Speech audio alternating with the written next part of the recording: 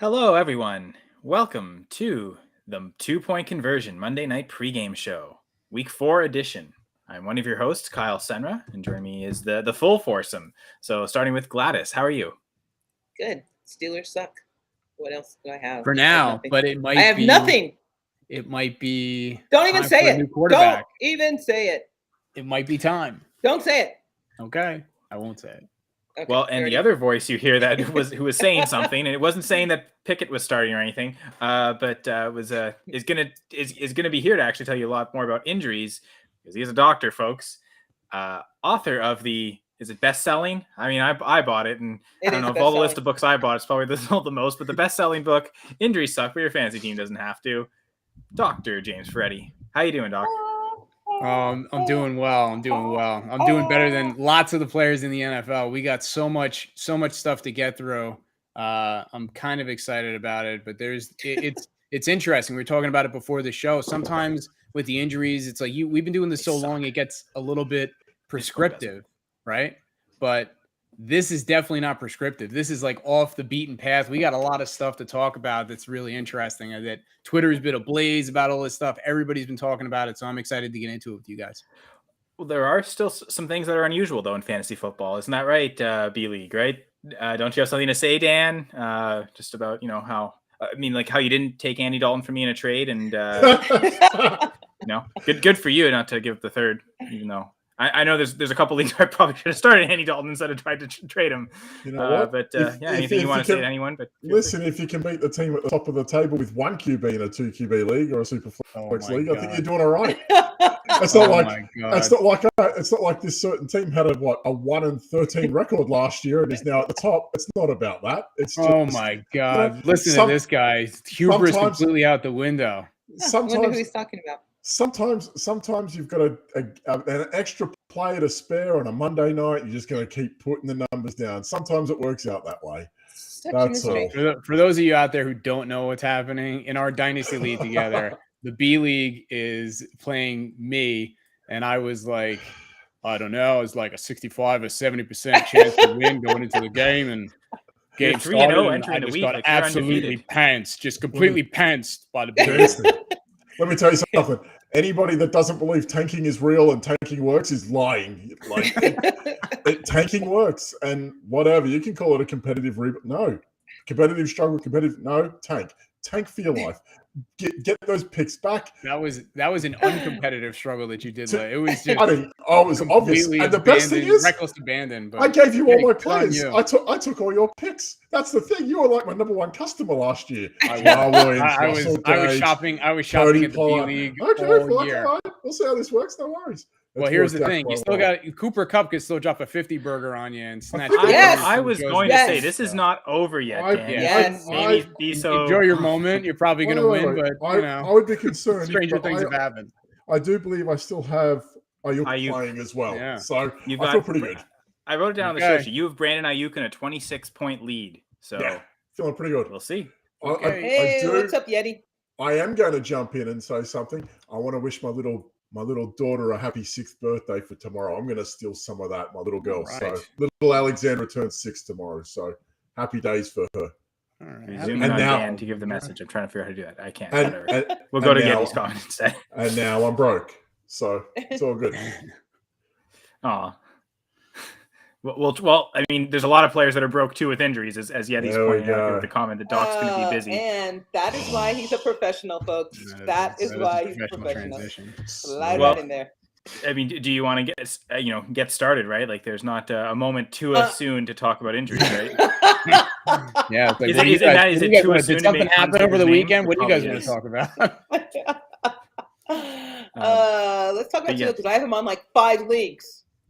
And none of them are having IR space. None of them. Yeah. So, Doc, talk to me. All right. Well, so we all saw Tua got knocked out of the Thursday night game with what looked like a pretty bad concussion.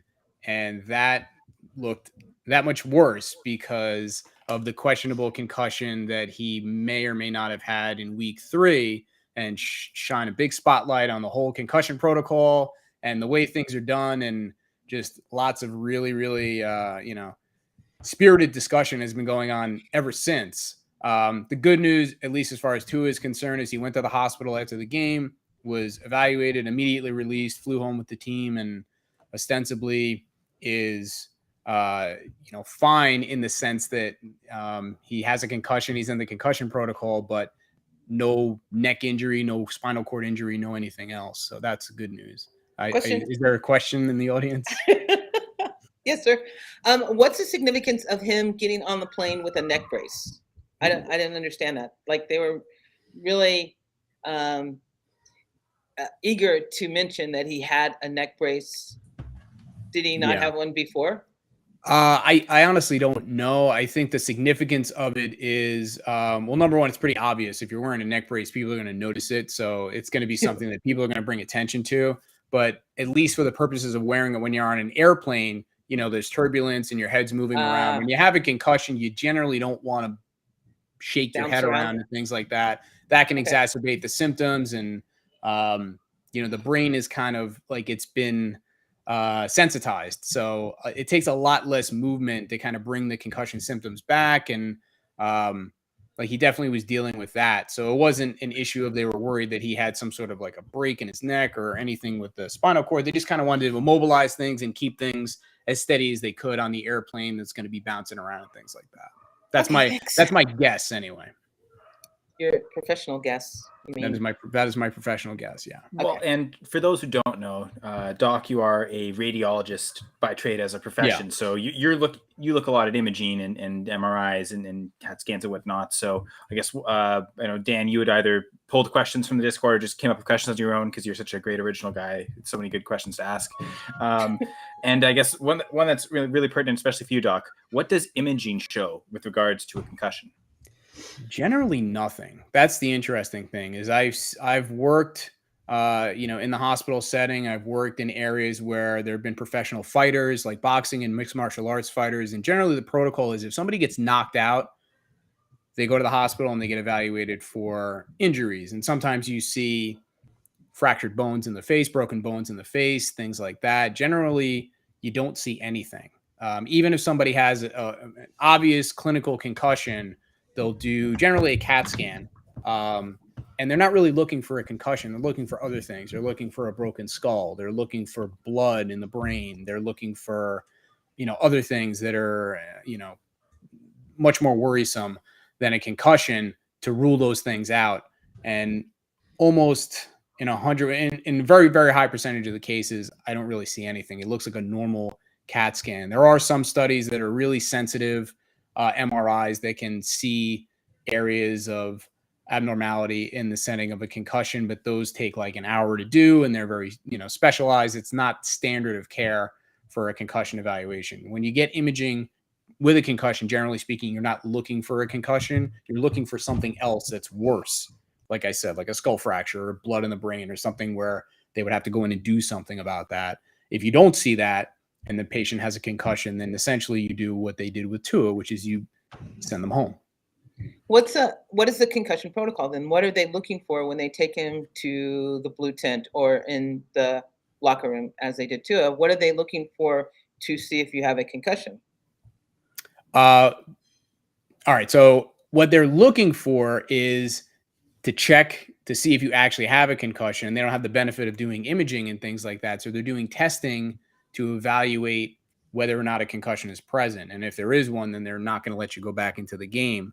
Right. I guess my question is, what tells you that a concussion is present on someone? Gotcha. There are lots of different tests that you can do, but they all kind of are different flavors of the same thing.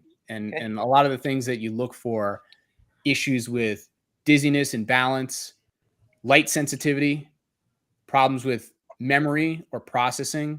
So, they may ask simple questions like, test short-term memory, long-term memory, and processing. So they may give you a number and say, 57. Keep subtracting 7 from 57, and you have to keep going backwards. Say the months backwards. Which I might have trouble doing that. I know. I was thinking, I would get to a certain number and I'd be like, what's today's date? Who are you playing? What's the score? Do you remember what happened? What's the last thing you remember? Things like that. And depending on how well you do on that, That's something. And then they may ask you something like, what's your birthday? What month were you born? What city were you born? Where do you live? What's your address? What's your phone number? Pronounce your full name. I mean, for him, right, yeah, stuff like that. And it sounds silly, but the thing is that if you really take a blow to the head and you have a serious enough concussion where you can't answer those questions like right away, that's indicative that there's some kind of problem. It may or may not be a concussion, but it's indicative that there's a big enough problem that you should not be going back into the game. You should be going to get more evaluation for whatever's going on. And that's kind of the process. So we would never know. Only the people in the room asking the questions would know if he actually passed the concussion test. Like, we would never know because we weren't there to hear the questions and what his answers were. Right? Yeah. Okay. I guess, Gladys, like we would assume if a player is coming back to the field that they did pass the test, but again, in this particular case, so from what I gather, Doc, from the NFL policy, an independent neurologist not affiliated with the team does these testing, and it seems as though now I guess each stadium or each team does employ a neurologist though to be in each city on any given week of any given day. But it seems like the neurologist who was there in Miami, I guess the first game was in Miami. Right. That neurologist, apparently they were fired because they had made mistakes or made errors. I know you don't necessarily want to talk bad about another professional. Well, I mean, we can talk about it. It's interesting, to kind of talk about that. But I'll let you finish your thought. I just want to let you know that we can talk about it. I suppose especially if they're being publicly announced as being fired because they made a mistake, that mistake becomes public knowledge. I think it's fair to kind of discuss what that is if we do know anything at all. Because I had not heard of any details. I just heard they made mistakes or stuff was missed, but I hadn't heard any details of that. So have you though? I haven't, but there's two things that I want to address with that. And one of the things is, number one of the things about being in the medical field, but specifically being a physician, is you go into every interaction with a patient, every interaction with whatever you're doing in the medical field, and you know that regardless of anything else, the buck stops with you. Like, you are the one that's responsible. You're the one that's accountable. That's why you're in the position that you're in. So if something goes bad, it's going to come back on you. That's just the nature of the business. So that responsibility is the reason that doctors are in the position that they're in. So the second part is that part and parcel with that, there are a lot of things that are not cut and dry. They're not black and white. They're judgment calls, and they're complex judgment calls, and they need to be made quickly, and they need to be made with a lot of different variables coming into play. So to give you an example of mistakes were made, that's a very objective thing to say. But in the process of evaluating somebody for a concussion, let's say, Kyle, for example, like you're playing quarterback and I'm the neurologist and you come to me and I'm evaluating you for a concussion. And I say, what's your birthday? What if you stumble over the month and you say, oh, it's, whatever. And then you quickly correct yourself and you're like, oh, it's this. Do I fail you on the concussion test because of that? I have to make a judgment call. I don't know. Now I ask you another question and you answer that one correctly and that one correctly. And it's like, yeah, but you stumbled over that one and you should know what your birthday is, right? But you didn't get it exactly right off the bat. So do I fail you on the basis of that? Or do you pass the concussion test? And I only have 30 seconds, a minute to kind of make this complex assessment. So that's part of it. The other part of it is that a lot of the times the players don't want to be in the medical tent because they want to stay in the game. So they may not necessarily be, and I'm not blaming anybody. I'm not saying, it's just the nature of anything. Like, they want to play the game. And like, we've seen football players that there's the famous story about Ronnie Lott where he fractured his finger and he said, cut it off because I want to play. Like, these guys go through extreme measures to get back onto the field. So if you really want to play in the game and you have a concussion, I start shining a light in your face as the independent neurologist, that might really hurt. And I say, hey, does this hurt? And you say no, because you want to get back on the field. Okay, now I have to base my assessment off of something like that. So there's a lot of judgment calls that go into it. That's the point. So to say objectively mistakes were made, I think it's pretty clear that there were issues around how he was evaluated. But the point is that it's not so cut and dried that, it was like some objective thing necessarily that was missed. It's just, it was a judgment call, and apparently it was the wrong judgment. And that's kind of how it went down. So I just wanted to put that out there. I'm really curious as to what you guys think about that before I go on to anything else. Well, my initial thought when they were saying is, their mistakes were made, blah, blah. I kind of took that all with a grain of salt until they actually said what was missed, what was mistake, because they could just say whatever they wanted. And I mean, like you said earlier, actually, it kind of ties to your earlier thought of, concussions don't really show up on imaging anyway. So you're relying on the patient to be diagnosing themselves, or at least like disclosing anything they're feeling that could be described as that. And like you're saying, that if the player can kind of contort what they're saying and convince the team of otherwise, as in this case, it seems like Tagovailoa came back. Now, the other one thing about this, we don't know for sure that Tagovailoa had a concussion that first game against the Bills. Correct. I know we talked about the validity of potentially it being a back injury. And I guess the one thing that we'd ask is the severity of the blow he took in the second game against the Bengals. Would that alone have been enough to suffer the severe concussion? Because I mean, one of the questions here, I guess I'll throw off, is the significance of Tua's body positioning when he was laying there, like his fingers, so like lost mobility there. And I guess could that, if it's a significant enough blow, could that happen on someone's first concussion? I suppose. Yes. The way I'm trying to ask that. Yes, it could. And the thing that I want you guys to reflect on as well is think about any boxing or mixed martial arts match that you've ever seen in your life where somebody gets knocked unconscious, which happens not infrequently. That's a concussion. So concussions happen. We see lots of concussions. It's just the context is different when we see them in football, and we see what happened with Tua, where his arm positioning and the spasming and the fingers and the twitching and the seizure-like activity. That's really disturbing to watch, but that's in some cases can be typical with a concussion because it's just the brain kind of just gets shut off and reboots. And while the process of rebooting happens, it's not too dissimilar of when you fall asleep, is that, there may be some kind of twitching or jerky motions or things that happen that you're not really in control of. But because you're falling, if you saw somebody falling asleep and they kind of twitched a little bit or jerked, you wouldn't necessarily think anything like that. But if they just took a serious blow to the head and that happened, it might be a little bit more alarming and disturbing. But it's not that, out of character given the nature of the injury. There's one other thing that I wanted to mention specifically that hasn't been mentioned yet. And I think it's really important to keep in consideration of the one concussion potentially, and then the second concussion. And it's something called retrospective bias.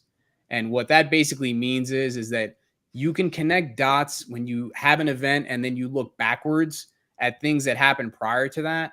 And then it becomes very apparent that I should have known better. I should have seen this coming. But the issue with that is that it's really hard to do that prospectively going forward. And that's a bias that we have as human beings. That's where our brain works. That's the way we look for patterns. And I'll give you a really good example of the opposite of what could happen that happened this week. Christian McCaffrey was going into the game and he was a game time decision because of a thigh injury. We've seen this before with any number of players. And he played the game. He actually did really well, and it never got mentioned again. So we kind of forget about it. However, let's say we were in the position of Christian McCaffrey's coming into the game with a thigh injury. He plays the first quarter. He aggravates his injury. He gets injured and he's out for the rest of the game, and he's like out for 3 weeks or something like that. Retrospective bias would say, you would look at that and say, what? I knew it. I shouldn't have played him. He was injured coming into the game, and therefore I should have seen this coming. But the point is, you only make that statement when the injury happens. If the injury doesn't happen, then there's no event and you don't connect the dots. Nothing happened. So the second concussion sets us up perfectly for a retrospective bias issue where we look back at the first one now and say, oh, we should have seen this coming. We should have known he was going to get injured. There have probably been numerous counts of players who had a questionable concussion injury, got cleared, went out and played the rest of the season and nothing happened. Or maybe they got a concussion or they got an injury 5, 6, 8, 10 weeks later. The issue is that it was the very next game and everybody's eyes were already on Tua, and then he gets a concussion. Retrospective bias kicks in and everybody says, oh, you should have seen this coming. And I wonder without the Bengals game, the concussion of the Bengals game, if that neurologist gets fired, right? If you'd have to think, you'd hope he would, if like this investigation was legit and like there was something that was missed, regardless of what happens afterwards, that should be taken care of. But yeah, it's I guess the lack of transparency from the NFL for us is a little concerning in my regard in that, because this is so serious. I'm shocked they haven't given more details on like what was missed exactly. And I guess that's kind of for discussions between them and the players union to figure out what was wrong. I know another one of the questions, I don't know, Dan, if you want to kind of elaborate on this, but like if there's something that we think will change from this at all. So I don't know if you want to chime in at all, B-League. No, you can go, mate. I'm listening. I'm kind of entrenched in this. You keep asking away, mate. I'm kind of in on this. Well, yeah, so exactly that. Like, do you? I know this is pure speculation, but do you think this changes anything going forward in terms of how concussions are handled? Because it seems like this weekend alone, like there's a lot of players, concussion-like symptoms, all of them taken out. I don't think any of them returned. Not to say that that's unusual. I think bad enough symptoms that would be the case anyway. It's not like Tua is the first player to get a concussion in the NFL. We have seen them be held out before. So, do you think there's anything to change, and if so, what that could even look like? I mean, it's a really interesting question. I think one of the things I actually thought about when I was going through the injuries for this week with some of the other players that had a concussion, in addition to Tua, one of the things that's interesting is that they, what's that? 3 quarterbacks. 3 quarterbacks, right. So and some position players too. They put him in the concussion protocol, but they already ruled him out for week 5. That's not typically how they do it. They put you in the protocol, they run you through the protocol, and then they kind of say, we'll see what happens. They're not taking any chances now. Like, he's already had 1 concussion for sure, maybe another one. And the worry isn't really, can he come back from this concussion? The worry is if he gets another concussion in the short term, could that do even more damage? Because there is a cumulative effect to these things. Could it potentially end his year? That's all on the table. So I think one of the things that we're going to see in the short term that I'm kind of curious about is, are we going to see teams being especially cautious, not just with Tua, but with other players that are on the border where maybe in the past they would have just said, all right, he's probably fine. Maybe now they hold him back a week or 2. Hasn't Hunter Renfrow been out for like 3 weeks with a concussion? Yeah. Yeah. And everybody processes through concussions differently. Some people recover very quickly and some people don't. And, there is a subjectivity to it, but I think not knowing, what the actual day-to-day process is, it's just like they ask the coach, he's progressing through the protocol. There are standard objective things that players have to do. And if the symptoms come back, then you kind of go back to square one and you start all over again. But again, that subjectivity that's in there, I think there's going to be a lot more err on the side of caution, at least in the short term, because the optics of it look really terrible. And the NFL has already had issues with concussions with the lawsuit and the protocol that they created. And for the most part, things had kind of died down for a while and they moved on to, other issues. But now it's right back in the forefront, and all this stuff with, the movie and, all that other really bad publicity that came out, and the NFL Players Association, the pension fund, all that. They really don't want to deal with any of that, which I understand. But, here's the last thing that I'll say about it. I want to get your guys' opinion on this, is that I was thinking about this today. Like, how can I explain this in a way that kind of makes sense without sounding like an esoteric jerk? But like, having people play football, which I always say the same thing. I'm like, football is a dangerous sport. This is one of the reasons why football is dangerous. But like, having a sport like football, which is, so much contact and so much physical contact and so many ways to get injured, and being hypersensitive to players getting concussions when they're getting hit in the head and hitting the ground and hitting other things all the time, is kind of like going to a swim meet and wanting somebody to swim really well, but getting upset when they get wet. Like, it's just, it comes with the nature of the territory. I don't know if that analogy makes any sense, but it's like they kind of go together. Like you can't have one without the other. Like you have all these really strong, fast, big people running into each other at high speeds. Like you're going to get injuries. You're going to get concussions. So there's only so much you're going to be able to control for that in the nature of playing a game of football. And this is one of those things. So it's like you're only going to be able to do so much. Guys are going to get hurt. Guys are going to get concussions. The only way to really solve that is not to play football. And that's not going to happen. And we don't want that. And I don't think they want that. I don't think anybody wants that. But it's a balance. And this is one of the things. The pendulum kind of swung, one way in like the 80s and the early 90s, where it's like, guys had obvious concussions and they were like, rub some dirt on it. Here's some smelling salt, get back out there. And then the pendulum swung the other way. And they said, all right, you took more than 2 seconds to tell me like, what, the sign of 45 degrees is and draw the integral calculus thing. So you're out of the game and you're going to be out for 4 weeks. Now the pendulum kind of started swinging back the other way. And they're like, okay, now I think the pendulum's going to swing back to err on the side of caution for a while. And that's just going to be kind of the way that it goes. Does that make sense? Yeah, no, it does. Yeah, perfect sense. And I like it. I guess my opinion is I don't really see anything wrong with the protocol as is now. Like Gladys, you're mentioning Hunter Renfro's been out this whole time. It's not like they've been forcing him to play with this. This does seem more just like bad execution. We talk about that sometimes with teams, right? Is the coaching staff bad? Is the bad game plan? No, the players just didn't execute it, right? Like, and I think that almost seems like that's what the case was in this particular instance. At least that's how the NFL is playing it. Maybe that's to kind of make themselves look good. The optics are bad. The optics are bad, and optics are important. What actually happened versus how it looks without having a doctor come on and explain it to everybody for half an hour, which people may or may not want to hear about anyway. It's like people like simple explanations, and a simple explanation is somebody screwed up and we fired him, problem solved. Like that works for most people. It's probably a little more complicated and nuanced than that, but the point for the NFL is the optics look terrible, whether or not anything was actually legitimately done incorrectly or not. They have a PR issue and the optics look terrible and they have to manage that. And that's part of what they're doing. And the thing is, this is the bottom line. I knew that the independent neurologist was going to get fired. And the thing is that accountability, like regardless of whether or not it was a judgment call or he objectively missed something, like we're all human beings. Like we can make mistakes. Like that's another thing, but maybe objectively he missed something. Maybe it was a judgment call, but either way, the accountability component, you've lost the trust of the players. You've lost the trust of the coaching staff. You've lost the trust of the team.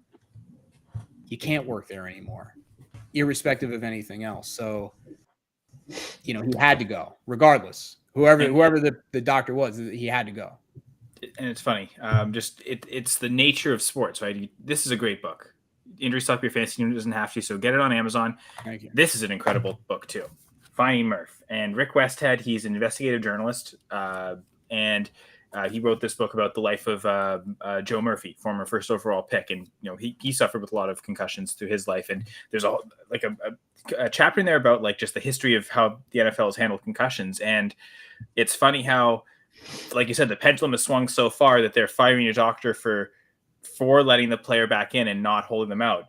Right. Like he talks about stories where neurologists for different teams were really cognizant we need to, a player needs to be held out entirely, and they were like advocating for the safety, and they were fired within 6 months for not letting players return. Yeah. So like you're saying that the pendulum swung, so it kind of made me think of that. But and also, I mean, not to poke light at this, but even Mrs. Yeti can suffer concussion. So just like how these elite athletes can as well, like even a Yeti can get concussed. So like, but just like it's part of the nature of sports, whether that's hockey or football, really any sport, and beyond concussions, when you have athletes pushing their bodies to the limits, sometimes they go beyond those limits. And that's why, injuries in sports are always going to be inseparable, which is why you should always come back to the show. And that's why you should buy this book, because you're never going to escape injuries, I'll tell you. Yeah. So real quick, I have a question for you guys. Like if you feel like disclosing, everybody on the panel that's had a concussion in their lives, raise their hand. So what's 50%. Our excuse for being so strange, Dan? 50% of the panel has had a concussion, so it's like it happens. It Well, happens. I played soccer, mate, and I spent most of my time diving, pretending I had one. So I don't know. Cross country it running, happens. that's a great I sport. think I've had more than one. So draw your own conclusions from that. But I know I've had a couple, and I know some of them were pretty bad. There's a face. There's a face is pretty. Look like it's been hit. Oh my God, Doc! What is he saying about us then? I don't know. I don't know what he's saying. I'm just saying that this face, this pretty, never been touched. You might have recovered well. That's why. Okay, good. Yeah. Could also get hit in the back of the head, as Tua showed, right? Not all concussions are face frontal. It's such a weird thing because, I come from a sport where they teach you how to and I'm terrified for later in my life because you spend a lot of time heading a ball, right? Right. And that's a lot of impact. If a goalkeeper's launched one from 50 yards out, it's coming down at your head and you misjudge it because there's wind or rain or whatever, and that hits you in the wrong part of the head, like that, and you do it anyway because you got to put your head there to stop it, right? You're not going to let someone else win the ball. It hurts, right? And then there's the part of the other guy who's going up to try to head the ball at the same time, and then both of you miss, and you knock heads. And that sounded just painful, just doing your knuckles together. I tend to lead with my elbows. At we see that in soccer. The Gordie House.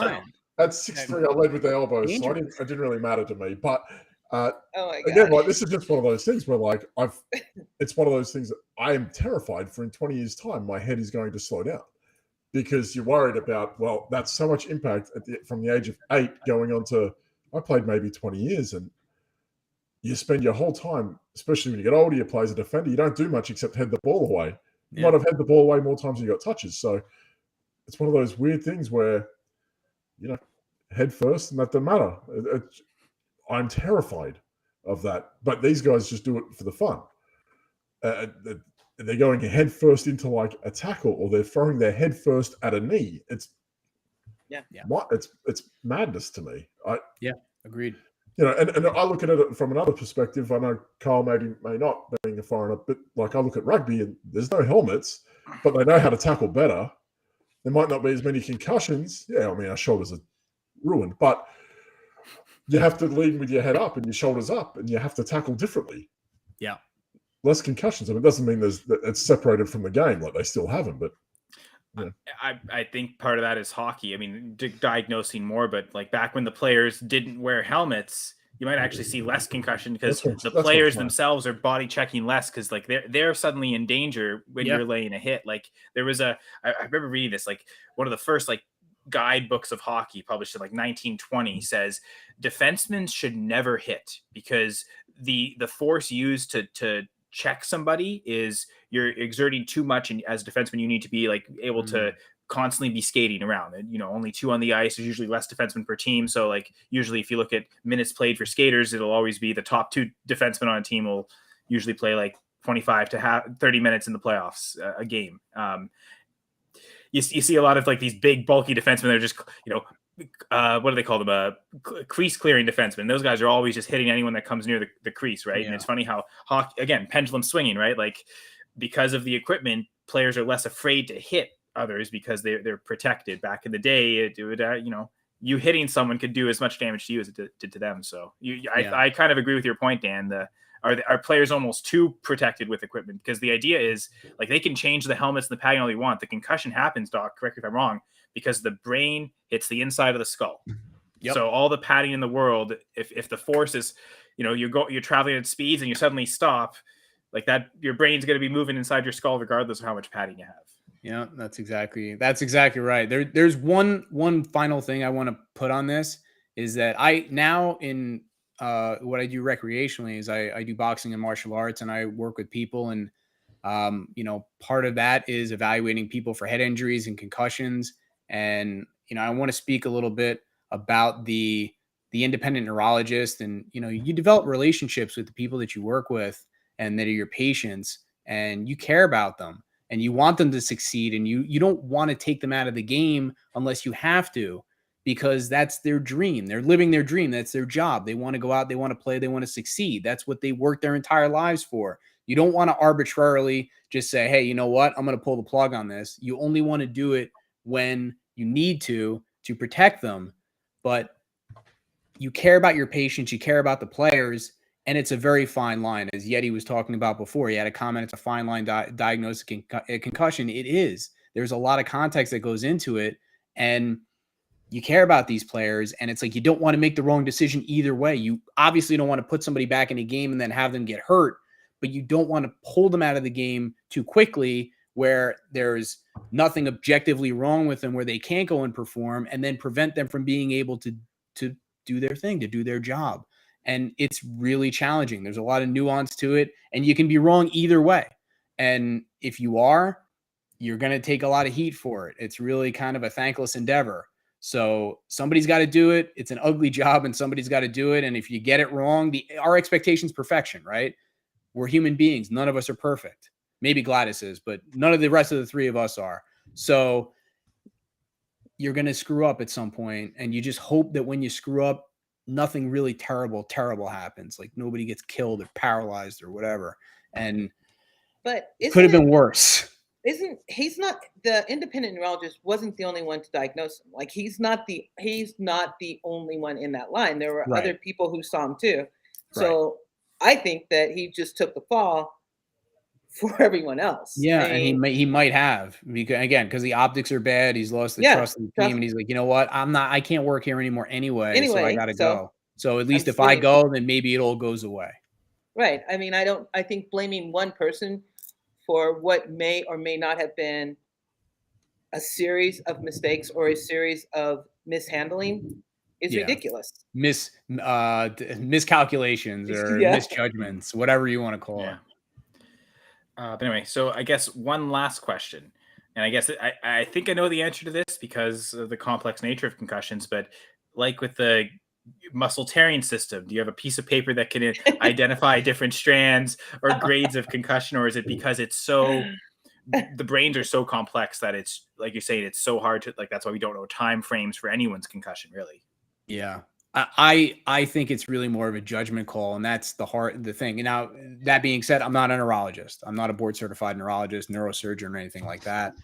So they obviously know better. They have better clinical judgment as to what constitutes a concussion, where they're concerned enough to pull somebody from a game versus not. That's why they're in the position that they're in. But there really isn't anything like hard and fast where you can say, oh, this is a grade 2 concussion or this is a grade 4 concussion or whatever. It's kind of like yes, no, and if yes, you're out, and if no, you're okay. And they'll play once, and if they have a concussion, they'll play once they feel better, but we don't know when they'll feel better. And I think there's a gray area in there. And I know, for like, to take away from all this, what's the actionable advice we can take, Gladys, for someone who has Tua, like you're saying? I know I've got Tua and Scott Fishbowl. We'll get to, I think there's a few other comments about Scott Fishbowl injuries, but I think that the way I take about it is you almost have to consider them done for the year.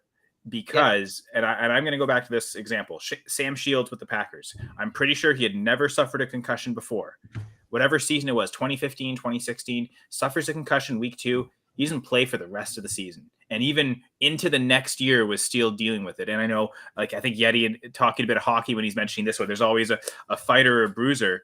I go back to Mark Savard with the Bruins and the bad concussion he suffered. And then he was, I think it was March. And then he came back maybe like a month and a half later in the playoffs, played the second round, he scored, he came back, scored an overtime winner in his first game. It was such a great story, but then you could also tell he wasn't like 100%. And so, like, even a month and a half later wasn't ready, never played again. And I remember him saying in an interview, like 2-3 years later, he still wasn't 100%. So sometimes it can be that bad where it could take years. So I think like Gladys, you almost have to, like, if you have quarterbacks on the waiver wire, I wouldn't necessarily go with streaming matchups. I would say, who's the best quarterback that you're willing to go all season, not so much think about streaming. And then, if Tua comes back, then you suddenly have the luxury, you can choose matchups. But for any teams where you have Tua and don't have a replacement, I'm looking at who's the best long-term quarterback, not just a 1-week basis. Yeah, I dropped him in 2 and picked up Bridgewater. I mean, he even, like, I didn't see the hit for the Thursday night game. I saw him play a couple plays. He didn't even look good in the plays before he got hit, which was like 1 or 2 plays. Like, I personally, and I'm not, a big hulking football player, but if you get hit that hard and you get hit that hard in 2 games in a row, so much so that you're seizing up, you've got to start seeing ghosts. I mean, I don't know how you don't, and I don't know how you get by that. And that's going to affect you for sure. I think Yeah. the one good thing is the nature of that offense seems like it's already based on a lot of quick throwing and yards after the catch. So in that sense, like the offense is in a way set up to protect him, but like anytime he's dropped back, Clearly in the pocket, did it's a not risk, work. right? Clearly didn't work. It clearly didn't protect him. No. So I think it is a little scary, and that might be one where, like, even if Tua comes back and you have other options, you may not play him his first week back and just wait and see if he can get through a full game. But I know Yeti's mentioning he lost both his Scott Fishbowl running backs to injuries and 3 in Dynasty, which I will say, I think it's his only Dynasty league, so I assume it's the league I beat him in. So it's funny. Our Dynasty league had 2 3-0 teams entering the week, and our matchup's done, so I can confidently say I beat Yeti. And again, Dan does have a 26-point advantage against Doc. We'll find out later if both undefeated teams. Doc's going to get pantsed. You watch. Get pantsed. You shouldn't have let this happen to yourself. Jamie's also joining us, saying he can. I guess Yeti can borrow one of the RBs. Unfortunately, he can't trade in Scott Fishbowl, and also Jamie's not in our Dynasty league, so I don't think that helps Yeti in either case. But the thought count.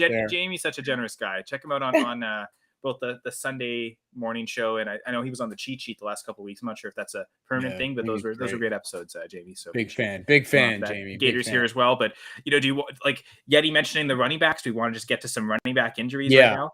There's one that I want to get to. Really good discussion on the concussion thing. Thanks for going on that ride with me. I hope the audience got something out of that as well.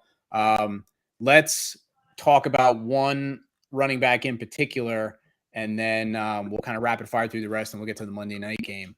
So Jonathan Taylor, what have you guys heard? Because there's all sorts of varying stories out there, and I really want to hear what you guys think, because I'm trying to piece. I have a hypothesis, but I want to hear what you guys think. I originally heard there was a high ankle sprain. Then I heard that it wasn't a high ankle sprain, and that he may be able to play, but it's a turnaround. They play Thursday. That he may be able to play Thursday. So they are pushing back on the original diagnosis of, I think it's a high ankle sprain. Yeah. Okay. Basically, I heard the same thing. Originally, high ankle sprain. Now I'm heard a non-significant or not serious ankle sprain. So is this I think I know what Doc's hypothesis is, but Dan, what do you? Is this one of those tricky things we should wait for imaging to come out before making our stance on an injury? Is that where you're going with this? No, I'm not gonna. I'm not gonna go with that specifically. I think but I want to run this by you because I'm trying to. I would like to think I would have more clarity about an injury once the imaging came out and we could get results to talk about them. Yeah. Other than just guessing and saying, "Hey, I think he's done this." I mean, of course, the radiologist will say, "Wait for the radiology imaging." Of course, that's kind of self-serving, but it is true. Right? If you go to a nephrologist and you tell him you don't feel well, he's not going to look at your gallbladder. He's going to look at your kidneys. Like, that's the way it works. Also, I would like to wait for the imaging to come out to know what best move to make. Yeah, that's all I'm saying. I don't know about Jonathan. I have Taylor's a bias. ankle, I agree with that, but I recognize I have a bias. I reckon I'm going to go with the Doc on this one. Let's get all the information first and then figure it out, because going from high ankle sprain to maybe he can run it off to maybe he's all right to play. You didn't let the Doc say what he thinks. You're putting words in his mouth. I'm with the Doc on this one. I think he hasn't said anything yet. He hasn't said anything yet. We know Doc. You guys are going to tell me because I think here's my hypothesis. I think they're doing fun with words, and you guys know that's my favorite game. So you guys get to play too. So he had a toe injury going into week 4 that caused him to miss his first practice, maybe ever. It comes out later that they think that was a turf toe. So maybe that's why he didn't do so well in week 4 before he got the alleged ankle injury. But he gets an ankle injury in week 4 that forces him out of the game. He's ruled out of the game. So here's what they said. They suspected a high ankle sprain. And then they come out the next day and they said the initial tests were negative. What's usually an initial test when you have an ankle injury? X-ray, right? Right. So could it be that and it's very common with an ankle injury that the x-rays, even with a severe ankle sprain, that the x-ray looks completely normal. Even with a high ankle sprain, guy can't walk, he's in a wheelchair, you get an x-ray, looks completely fine. You get an MRI, it's like lights up like Times Square on Christmas Eve. So the initial test is negative. Is it possible? This is my question to you guys. Is it possible that both statements are true? That the initial test was negative, the x-rays are negative, they have the MRI in hand, the MRI is abnormal, but they're just not telling us that. And both things are true. X-rays were negative, but he has an ankle injury and they're not telling us what it is, whether it's a low ankle sprain, a high ankle sprain, or anything else. Something is not adding up. Something's not adding up here. So I don't know. That's my hypothesis. What do you guys think? I know both can be true because I've read this book. And as part of like the explanations in that book, which Doc does outline so well, x-rays will show bones, right? So them saying the x-rays are negative means there's no ankle fracture. There's no broken bone, nothing that will immediately end his season. Right. So I think we've at least gotten out of that. Based on the sounds of it, this isn't season ending at all. I think we that kind of at least them saying the x-rays negative, that's the takeaway there. But then not broken, not dislocated. We got that. But I feel like they're holding something back on us because he didn't practice today by their estimation, because they didn't actually practice. But the estimated practice was he didn't practice. So if everything's fine, then why is he not practicing? And why did he leave the game if everything is negative? It's not adding up for me. Would you feel a bit better about this if they were playing at home and not in Denver? No. Because the idea that they have to travel to Denver on the short week, that actually bothers me more because I don't think he plays. I don't think he plays on Thursday night. I don't think he misses some time. He plays either. But I would think that they're saying this because it's not in Indianapolis. Yeah, they're playing word games because they want the other team to have to prepare for him, and then they could be like, "Oh, well, we got the imaging back, and now he's got an ankle sprain. He's going to be out or whatever." No, they got the imaging back, and they can tell us exactly what's going on. Imagine that. But yeah, so I mean, it's going to work out that like both teams are missing their number one running back, so it's going to be, and we're gonna get there. So anyway, I wanted to put that out there because there's a lot of like the diagnoses are all over the map, from everything from he's got a high ankle sprain and he's basically going to be messed up for the rest of the year, or he's fine. He's completely fine. Oh my God. Are you okay? It's a Philip Lindsay revenge game. It's happening. I still think Deion Jackson's going to be like Nyheim Hines probably rostered. Deion Jackson's been getting some play, and Philip Lindsay might get called up from the practice squad. Going back to Denver where it all started. I don't know. What do you guys think? The only I think that their offense sucks, so I would not pick up any of them. I would not pick up any of them and play them if I had to pick them up. If I had them on my bench, I still wouldn't play them. It does. I know what I'm saying. It does kind of seem like the Denver. It's easier to run on them than pass on them. So, like, a run-heavy approach is probably the way to approach Denver anyway. But, I mean, like, if your team's so far behind, you're screwed anyway. I get that point, Gladys. You need the offense to be. Wasn't the narrative before Josh Jacobs, like, just absolutely decimated them the opposite of that Denver was hard to run on, but easier to pass on? Wow. And then Josh Jacobs just absolutely went. I've always viewed it as, like, that's a really great secondary that they've just been able to, like, churn out corners. And it seems like they can lose guys. Keep Talib goes. Ward leaves, and they still manage to, like, now they have Surtain. Like, I've always found that as like a really good pass rush, good secondary. So I've always thought it was a better passing defense than running defense. But I don't know what anyone else is saying. But but anyway, so I guess to Taylor, I guess my question to you, Doc, is difference of low ankle sprain to high ankle sprain. I think the high ankle sprain we've talked about enough on the show. That's probably like at least a month, maybe 2 months, somewhere in that range, right? Month and a half, sure. Low ankle sprain, if that is the case, they're true. It's not a serious ankle sprain. It is a low ankle sprain. To then take like the wordplay from that, how long would we expect him to be out then? He could play this week. It's unlikely, but it's possible. They tape it up, they numb it up, they run him out there. I don't know how effective he's going to be, but they could do it. Basically 0 to 4 weeks. That's kind of, what we're looking at. But we had Saquon Barkley last year with a low ankle sprain, and it affected him for long. He was out for like 3 or 4 weeks, and it affected him for the rest of the year. So it can be not so bad, or it can be bad. But high ankle sprain's pretty much universally bad. So we just got to see what they say. But my guess is they're not being completely upfront with us, and I guess time will tell. But that's kind of where we're at. So. Yeah, I mean, I know we want to get to the prop bets and everything before the game starts. So I know Gladys loves the fastest. I do. Lightning round things. But I see lightning round. You want to go to something first before we get into that? I just want to read this out. I just saw this from Rick Stroud. about Cam Brate, who got a concussion. I don't want to touch back because we got a lot of this down here, but I only just saw this now. Bowles indicated the independent neurologist did not flag Brate from re-entering the game. Nobody called down, he said. He was checked out 3 times and he went back in until the end of the half. The concussion thing didn't come up until halftime. He had delayed symptoms. Yeah. So they let him back in. The commission didn't really do anything and checked him out 3 times and he's still fine. And he was fine until he wasn't fine. And so maybe it was a delayed onset, or maybe he took another shot to the head and it was cumulative. And they're like, okay, now you crossed the threshold and now you're out. So like I said, a lot of subjectivity, a lot of context, a lot of nuance. It's not cut and dried. So or maybe it was just Cameron judgment on anybody. It's a complicated issue. There you go. And go, Doc. All right. Buckle your seatbelts, folks. This is because we got a lot of injuries. This is gonna be the lightning round of lightning round. All right. Let's start with the really bad news. Javonte Williams, quick and dirty, torn ACL, torn LCL, posterior lateral corner injury, complex tear, out for the remainder of 2022. Melvin Gordon, probably rostered already. He gets a big bump. Mike Boone, must add. What if Melvin Gordon gets hurt? Mike Boone could end up with the whole backfield to himself.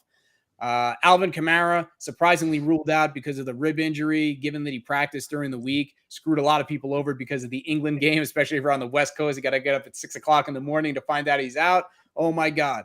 But watch the practice reports and be on the lookout for updates. Cautiously optimistic this is just going to be a 1-week thing. Cordarrell Patterson, hampered with the knee all week, got a limited practice in, but left in the second half of week 4. Now he's on IR after getting a procedure. So he's out for 4 weeks. It could be longer. Is it a meniscus? Is it something else? I don't know, but they did something. Algier, Caleb Huntley, they both got 10 carries. Tampa Bay's next on the slate. I don't know how excited you are about any of those guys. And Damian Williams, with his rib injury, could be off of IR back in week 6. So that's a really complicated area, but definitely one to keep an eye on. Dan, you got a breaking thing you want to break in for, or should I just keep going? Oh, all right. Justice Hill, already expected to miss time with his hamstring injury, and this happens to coincide with J.K. Dobbins and the potential return of Gus Edwards, with Mike Davis still kicking around for whatever that's worth. So this may be the last time that justice is served in Baltimore this year. DeAndre Swift probably going to be out through the bye with his shoulder. Jamal Williams' season has begun. We don't know how much longer it's going to last, but the early return's looking pretty good. David Montgomery missed week 4. Khalil Herbert looked pretty good. We don't know what kind of a role David Montgomery is going to come back to, but that's basically the story. So we have to see when Montgomery is going to come back, if he comes back, and what role he's going to have when he does come back. New Orleans was all about just like holding people out. Maybe it was because it was all overseas or whatever. They wanted to err on the side of caution. Was surprised that Jameis Winston didn't play in the game. He had those transverse process fractures that we talked about ad infinitum last week. Ankle injury as well. Not sure where this leaves us. So expecting him back tentatively in week 5, but we really got to watch practice reports on that. Daniel Jones, ankle injury. It's a sprain. Severity is unclear. He had to come back because his backup Tyrod Taylor got a concussion, and Jones still didn't look right when he came back in. So we got to watch practice reports on that.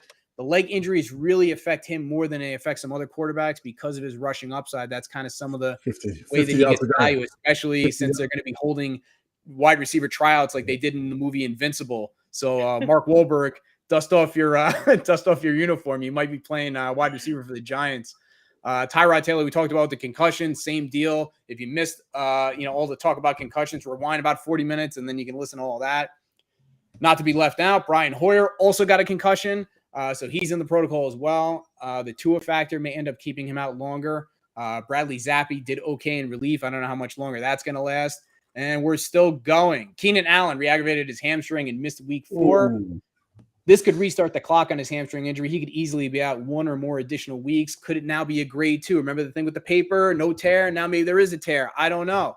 But this re-injury is casting more doubt on him in the short term, him coming back. If I had to give it a number on the Worriometer, I bumped him up to a 3. Jalen Waddle on his groin injury, played in week 4. Didn't look particularly great, but they had some other stuff happening at quarterback in that game. Teddy Bridgewater complicates matters, but the New York Jets could be just the elixir that he needs to heal that groin. So watch your practice reports, but I think he's going to be out there week 5. The Giants, oh my God, what is happening with the wide receiver room there? Wan'Dale Robinson hasn't practiced since it seems like when he was in college. So not really sure what's happening there. He's been out since week 1 with a knee injury. Nobody's told us anything. All we know is he just keeps missing games. He hasn't been in practice.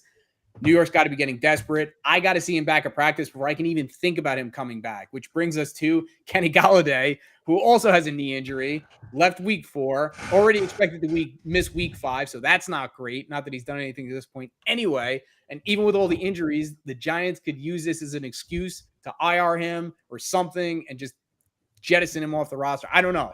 Maybe he's just one of those guys that doesn't like New York. And if that happens to be the case, I'm sure the feeling is definitely mutual at this point. Kadarius Toney, a little good news maybe, had that hamstring injury, missed week 3 and week 4. He might actually make it back for week 5. So just watch the practice reports on that. I think he's actually got a decent shot.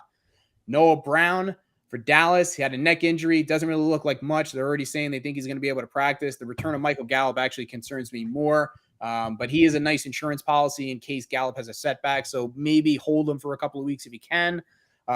Julio Jones with his knee. Missed weeks 2 and 3, came back for week 4, injured his PCL, missed the second half. I don't know where we are with this. If I were you and you're depending on him, I'd be looking to make other plans in the short term. Michael Thomas, turf toe injury.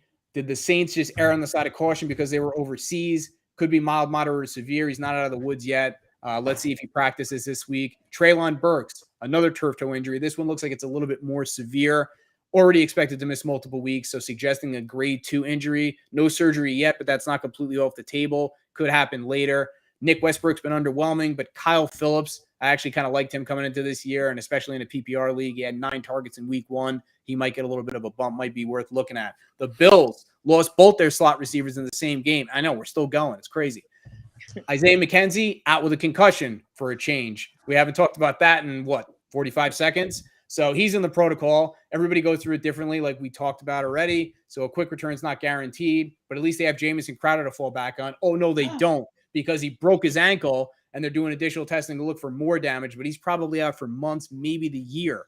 So this is an uptick for Diggs, Gabriel Davis, and Knox. Yeah, they're going to trade for Kenny Golladay. Do it.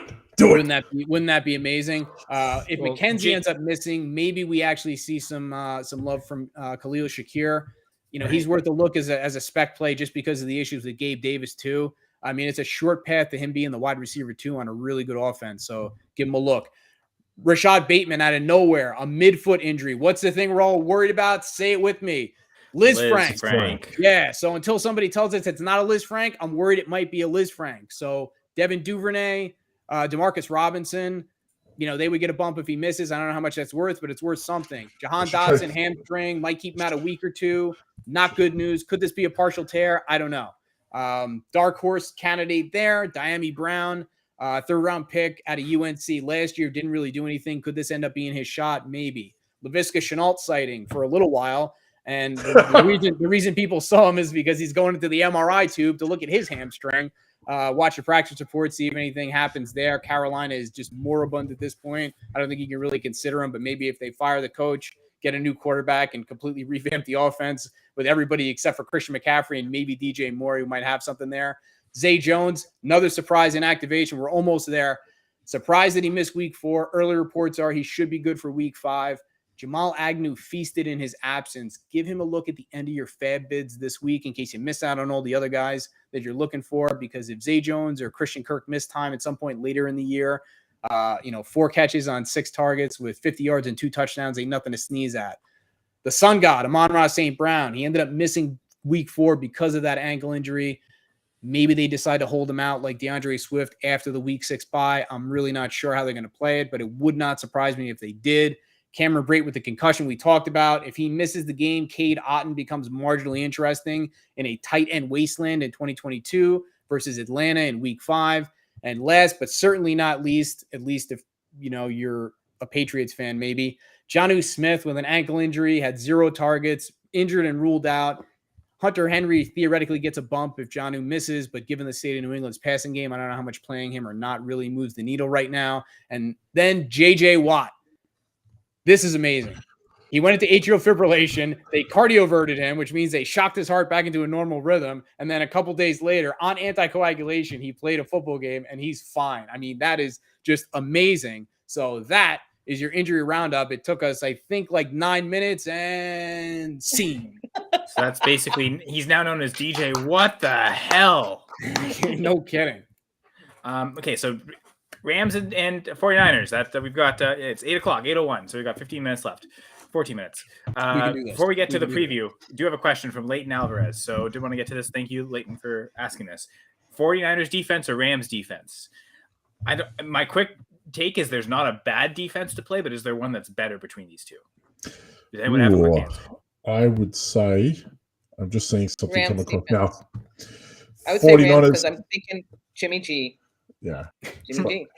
Always the right answer. 49ers DC D'Amico Ryans has held opposing offenses below their projected scoring expectation in 12 of the last 15 games. So who are you picking? Yeah, we got 15 minutes, Dan. Come on, Dan. If I had to pick one, I agree because Jimmy G is a turnover machine. Well, There you go. I think machine. we're going to get to this. We're talking about props. I think both quarterbacks are pretty turnover prone, but That's right a fantasy, now, though. I mean, we're going turnovers. but Garoppolo. but not. I think like the Rams O-line maybe struggling compared to last year, but I think the 49ers, they're without probably their best offensive lineman in Trent Williams, right? So I think that pass rush ability to get sacks as well as the turnovers would push me towards the Rams defense. Yeah, What do you got, Doc? unanimous. I would probably go with the Rams as well. All right. So How's that unanimous? That's like 50-50. Wait, I thought all of us said Rams. I thought we all said No. Rams. I said 49ers. Oh, all right, my bad. Well, then it's Oh, I 3-1. thought sorry, guys. I thought you said 49ers defense. I did the too. Rams I thought you defense said as Jimmy G Garoppolo. stinks. Jimmy D does stink, but Matt Stafford has 5 interceptions to 4 touchdowns. We're talking about the DSTs here, right? Defense. I We're talking about the think defenses? we were. Yeah. Yeah. So okay, so 3 of us say the Rams, and Gladys, you're saying go with the 49ers defense. Yep. Okay. Like my initial point, I don't think there's a bad answer between the two because I think again both quarterbacks are turnover prone. But yeah, the 49ers are favored actually by 1.5 points with a higher lower prediction of 42.5. Yes, Dan. Back up to 2. Oh, it's back up to 2 now. 2. Yeah. Back up to 2, and the game drew at 42, not 42.5. So that's where it was last time. Okay. All right. What prop do you have, Dan? We'll get there. Kyle's hosting. Well, yeah, I did want to get to the excuse me. our sponsors. My first. bad. Our sponsors, guys. Our sponsors, My You know bad. what? You know why you got to talk about the sponsors? Because they're the sponsors. That's right. That's true. They do sponsor us and give us money. Imagine not talking about the sponsors, Jeff. Imagine that. But yeah, so we've got the No House Advantage. On No House Advantage, you can play pick'em style contests, and you can get up to 20 times your winnings if you get every pick correct. And eventually, climbing the leaderboard week after week, playing against other humans, you could have your chance to win $150,000. That's a lot of money. And yes, No House Advantage sponsoring us to give us some money, but we get back to you with a promo code. Use the promo code GF2 when signing up for No House Advantage, and you get 100% deposit match of up to $25. So if you put in $25, that's an extra $25 for free that you're getting that you can make bets, including on tonight's games, for instance. So nohouseadvantage.com and use the promo code GF2, capital G, capital F, the number 2, 3 digits, keeping it simple. No House Advantage, going for 2, promo code GF2. And we're off with this game. So, defensive questions aside, as I mentioned, 49ers favored.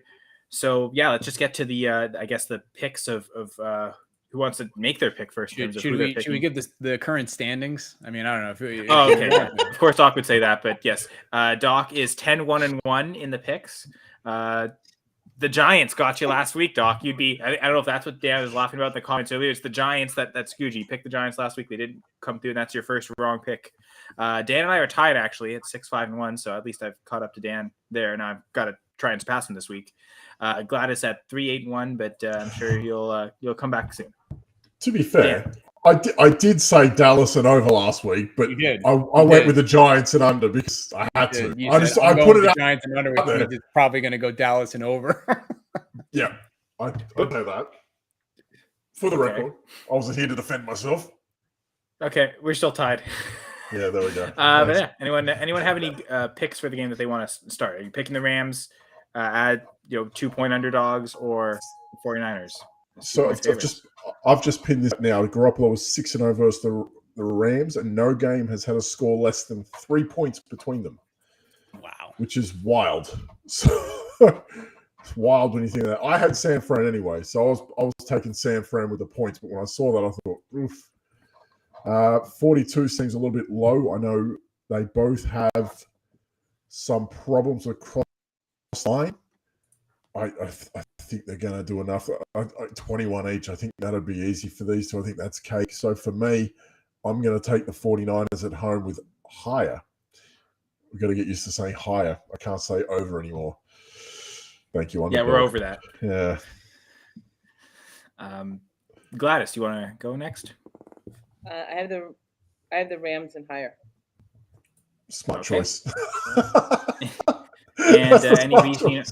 Okay, so it's funny you were mentioning the 49ers defense, but yeah, you've chosen the Rams. So why is that? Because did you forget that I also need Cooper Kupp to score 2 touchdowns in my other league? Yes. I'm Oh, we can't have strictly for that. myself.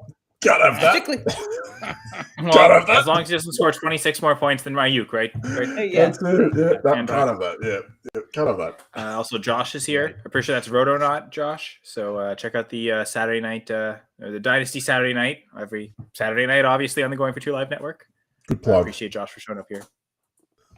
But yeah, Doc and I have the same picks, Rams and lower. Yes. I don't know if you want to add much to the analysis there. For me, picking between the teams is probably the hardest one. I like the defenses. That's why I went lower. Yeah, that was kind of my sense, and it was kind of a toss up between the Rams and the Niners. And I hear what B League is saying as far as they play each other close. So the way I figure it is, if the Rams are getting a couple of points, it gives me 2 ways to win the game. The Rams can win it outright, or the Niners can win a tight one, like they usually end up doing, and then I can win it that way. So that was kind of the tipping point for me. Sorry, Gladys, did you pick higher or lower? I forget. Sure. I picked higher. All right. I guess you've picked higher every time through, so keeping the streak alive. Not gonna stop now. Well, the reverse Izzy eventually. And yeah, Dan's on cloud 9 with a 3. I mean, are you on cloud 9? Aren't you on cloud 3 and 1? To be fair, it's the toughest division in the NFL right now. You know, everyone's just winning games. They're pretty good. You know, 2, 3, and 1 how do you teams.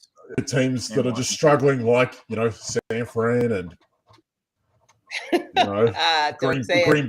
Green Bay's what, at 2 and 2 are they? even Oh, they say joined. it. Oh, sorry, Green Bay joined us. Green Bay is 3 and 1, but they've played bad enough to be 2 and 2. They joined us. It was almost 2, 1 and 1. You know, it's one of those weird things. Like the Giants are just, I think they're just. It sounds really odd to say, but I don't know. They're just beating the people that are in front of them with what they've got. They're not doing anything special. They're barely getting over 20 points in. And I think they play Green Bay this week in London, if I'm not mistaken. Yep. So, you know, if you have got Daniel Jones, it's one of those things. All the Giants receivers, you've got to be careful, because that trip to London, we saw it happen with the earlier game to Kamara, to Michael Thomas, to Jameis Winston and the Saints last week. Even with Dalvin Cook knowing and not knowing if he was going to play or not. Yeah. Like, it's very hard to gauge that with those London trips, let alone how the cluster muck that the Giants have across the board. Jones is saying Saquon was quarterback for a while there.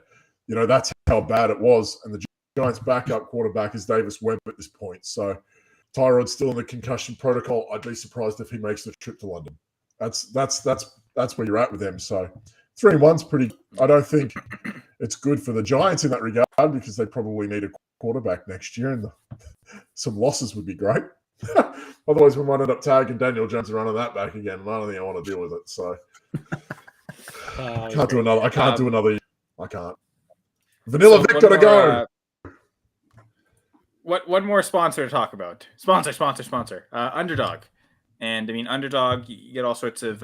You could do drafts, best ball, prop betting, as we're going to talk about here. So we're going to talk about 4-player props, one we each like.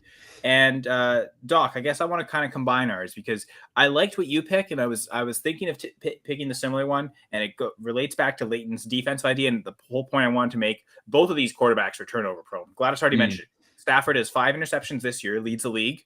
Had 17 last year, which led the league.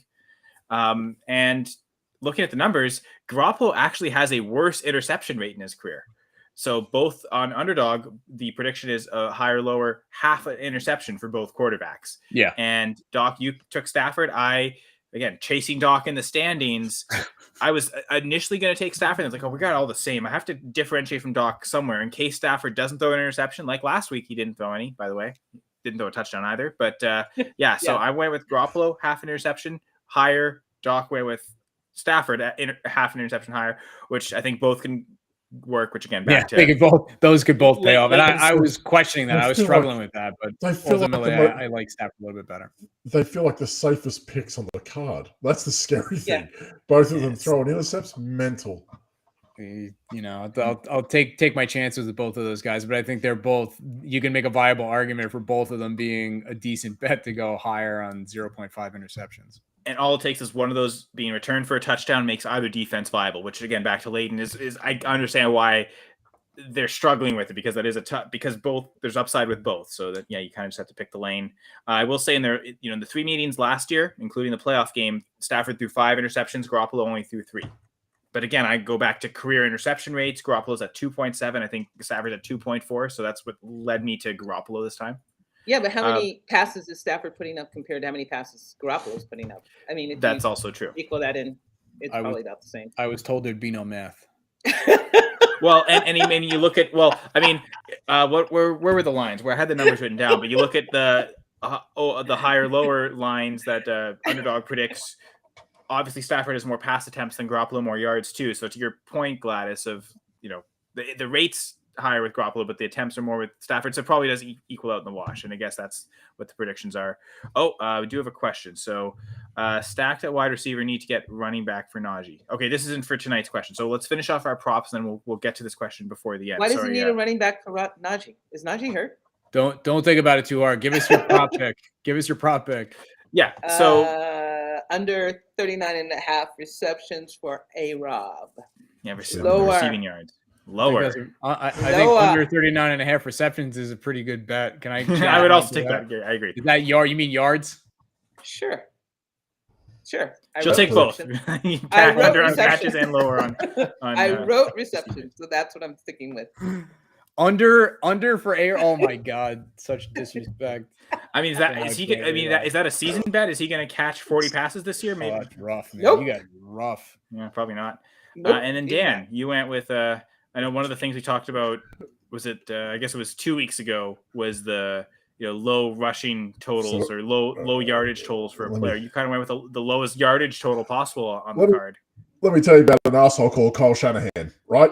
And he's a man that likes to just absolutely kill the life out of everyone and everything in his running back group. 7 for 7 and 63, Kyle Juszczyk in 2019 against the Rams. 2-1-41 against the Rams. 4-3-35 against the Rams. He has an over of 6.5 tonight. So he has never gone under 10 yards against them in his last 6 appearances. He's also, look at that, 7-6-75 against the Rams. Wow. He's probably their best receiver against the Rams. I'm looking at this going, he's had a 75-yard game against the Rams, when they had their Super Bowl run. Okay, 63 yards a year later. I can't, 41 yards, 4-3-35. It's just one of those things. You know very well they're going to pin Garoppolo back to their 5-yard line, and Juszczyk's going to peel wide, wheel route, out he goes for 30, and that's it. It's happening. I can see it. Yeah, just one of those bad props because Shanahan's just the worst. It's happening. I think he's just. So what is it officially? It's Juszczyk over. Juszczyk higher than 6.5 receiving yards. Okay, it's Will Dissly of the week. It's the Will Dissly of the week. That's what we're doing. You nailed that with Will Dissly week 1. Yeah, that was I think the first thing that came true for any of us. 35-yard touchdown. What are you going to do? No, good old Will Dissly. But in all fairness, I don't see them not using Juszczyk, and I don't see them not using him as an escape valve, and that's where we're at. All right, It is 8:15, so let's get out of here after this question. So, stacked at wide receivers need to get an RB for Najee Harris. And I wonder, is the Liz Frank fear with Najee, right? You got Liz Frank strain. I traded him away. The only dynasty share I had of him, kind of for that reason, ticking time bomb thing, wanting to get Breece Hall. But anyway, so they trade away A.J. Brown or Devontae Adams and Damian Harris to get Jamar Chase. So he's giving up Brown, Adams, and Harris for Chase. Is that what he's saying? Brown Well, or it seems like Adams. it's Brown or Adams. So either one of those and Damian Harris for Chase. Or Wait. now saying stacked at wide receiver. I think it's the opposite. Yeah. Are they selling Jamar Chase to get a combo of Brown and Harris or Adams and Harris? Oh my God, I'm so confused. Oh yeah, I'm confused by this question. 'Cause McCurley, help us. Yeah, McCurley. Yeah. If you're stacked at wide receiver and you need to get a running back, you're giving away a running back for Jamar Chase, right? I don't understand. Yeah, well, that's what I'm saying. I think they're trading. Should I trade for Brown or Adams and Harris for Chase, meaning giving up Chase? That's how I interpret it. So should they give up Chase to get the package here? I'm not chasing Damian Harris. Well, I don't think they're on the same side. I think it's just Chase. Chase I on don't one think that's a side choice. for But- Harris plus receiver, whether that's AJ That's what I'm Brown or saying. Devontae It Adams. sounds- You can pick your favorite. So I read it as I read it as either Brown or Adams and Harris for Jamar It's bad when we've been talking about it for a minute and a half, but we haven't actually addressed the question yet. We're interpreting the question. If you can offload Damian Harris, go for it. No, he needs a running back, so I think he's trying to get Damian Then I'm Harris. staying away from Damian Harris. There's your answer. Find So someone you're else. saying, okay, so what you'd rather do, Dan, is if you have Jamar Chase and you need a running back, what's the best running back you could possibly get for Harris? You're not worried about, what's the best running back you could possibly get for Chase? You're not worried about pivoting down at receiver and getting an extra running back. You're just simply looking, I want to move off Chase, get the best running back possible. If you have Jamar Chase, you can get Barkley plus for him. Am I wrong? Well, I don't know if this is Dynasty. It doesn't I'd matter. imagine a redraft Even if this is redraft, you can get more back. No, but if you've got Jamar Chase and you're trading him away, you can get anything. He's the key to unlock anything. If this is just redraft, you can get anything for Chase. Well, I wouldn't be trying to get Adams and Harris. I'd be getting the best running back I could for that. If you need a running back to tail into Najee, Not Damian Harris. I wouldn't trade Chase for Harris. I wouldn't trade Chase That's for what I'm Harris. saying. Like, Yeah, I agree for once with Dan. I tell you what, here's one for you. I'd hold on to Chase. I'm looking at like the schedules going forward. The Jaguars have an absolute cake next month and a half up. They've got like a lot of the AFC South teams. I think they got the Giants in there as well. They got a very easy schedule coming up over the next month. I'd be trying to get someone in for James Robinson for that next month and try to flip him to something later. But Damian Harris, like, nah. I'm sorry. So I think if you like, I know you want to get Adams, but if you're already loaded at wide receiver, Adams isn't going to push the needle more than Chase, if that makes sense. I'd go, if you're going to offload Chase, I'd want the best running back you can get. Yeah, I'm not crazy about what Gators say. Adams and ATN and a solid tight end. I mean, I think shoot higher. Like I think what Josh said, try and get Eckler or Mixon. Bingo, Like yes. even just 100%. Like it'd be tougher to get penny, Eckler now after his breakout performance. Like where your head's at, Josh. The penny's going to drop on Mixon very soon. Okay, it's been a rough start to the year, but again, if you're giving up Chase, you're going to get more with Mixon. I think. I love your idea with Robinson because he's coming off a bad week. This might be the perfect time to target it, and you get another Harris, wide receiver back almost to the same structure of this deal. You're going to run in with Damian Harris, and you're going to run into like a committee. Like that's not. You're going to get 8, 9, 10 points a game if you're lucky, and that's not going to help you after you touchdown dependent, right? And we've that was what he was last year. We've also seen how erratic Devontae Adams has been this year. Yeah. That's been very erratic, and I'm sure touchdown dependent as well. To be honest, yeah, but like if you're going to go 8 targets for 7 yards like you did 2 weeks ago, like that's not good either. Like I'd rather hold Chase, and if you're going to get a running back for Chase, go get one of the top 3, top 4 guys. Don't worry about Adams. You can go plug any wide receiver off and be fine throughout the year. You can stream those guys weekly. You can't stream them running backs. That's it. Why are you trying to go and get Harris? And it's not going to work out. It's not going to work out. After listening to the last 3 minutes of this video cast, I feel like an independent neurologist has to evaluate me for a concussion. I'm sorry, Doc. Damn, dog. We should play it safe. I feel like we're no close. I don't even. Are we any closer to an answer? What's the answer? I think answer's no. Damian Harris. Gladys and Dan make a good point. I think this isn't the type of deal you should be making for Chase. Like sell Chase to get a better running back than Harris. I like Dan's point. Don't don't worry about the wide receiver you're getting back. I think the problem here is that they're trying to get a good receiver to go with the running back. If you really want to upgrade at running back, shoot higher and don't Damian worry about Harris. whatever wide receiver you're getting back. We're what week 5 next week? You're at that point of your season. If this is redraft, you're making a push for the playoffs like now when the bye weeks start. You want to get those guys in and start winning those games and want to go on a run prior to that. So you're not going to do that with guys like Damian Harris. I like in principle the idea of giving up Chase to get 2 starters in your lineup every week. I think if Harris was a better running back, I think he'd like this, but yeah. Sure. I understand and appreciate that too. If Stevenson wasn't there, 100%. We've seen what Harris does last year. But again, a lot of that was 18 touchdowns? That's what he had last year, right? Something like that, yeah. 15, 16, something, yeah. Hey, before we go real quick, Dan, Russell Wilson has a shoulder injury? What? Yeah. Did I just see that? What? Yeah. I wrote that. He's Mr. Do you want me to say the joke, Dan? Do it. Yeah, do it. He's Mr. Limited. There you go. He's 100% limited. So basically, it came across. He can't even hitchhike now. Instead of riding, they have to. Oh my God! I can't take it. Broncos anymore. country, and it's funny because you got the 2 horse teams on Thursday That's with their injured running backs, their injured workhorse running backs. Like it's very not horse like. It's like Broncos country. Let's limp like a 60-year-old man. Oh my God! Can't walk properly. Like we're just going okay. So essentially, they had to disclose today what happened because they play Thursday night. If they didn't, it'd be a practice day, and it'd be nothing. But because they play in a couple of days, they had to come out with what would happen medically, which they had to wait and see what the scans are, right? Because the scans had to come out for them to make a decision on their guy. Because without scans, you can't make a fully educated decision. You're just looking at a guy saying, "Oh, his shoulder's hurt, so he's probably just done this." Because that's really just a guess, right? You're just guessing. So you probably need the scans. Educated guess. To go with you can probably get the scans to go with the education to get the best possible information forward. Otherwise, you're guessing just like me, right? All right, here we go. Yeah. Russell Wilson Thursday night or Jared Goff against New England Patriots. That's my choice because Tua's gone. If the Lions had a full. Yeah, but I don't know. If they were fully ready to go. Playing, who is Denver playing?